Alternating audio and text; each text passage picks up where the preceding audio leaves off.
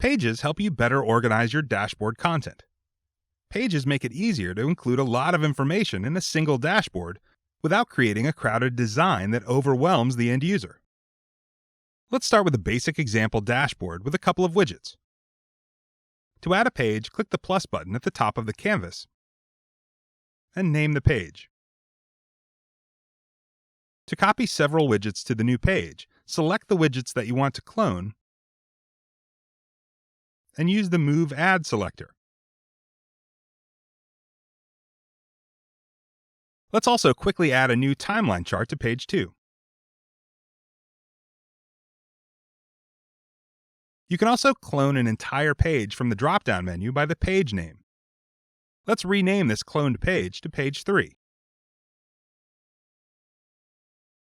And edit the third widget, clicking on Link to make the change to this page only. To enable dashboard viewers to navigate between pages, drag a navigation widget to the page. The navigation widget creates a tab for each page. Make sure that you add this widget to all pages. Now, when we navigate between pages, we can see how pages make it easy to consume many different types of information in a streamlined dashboard experience.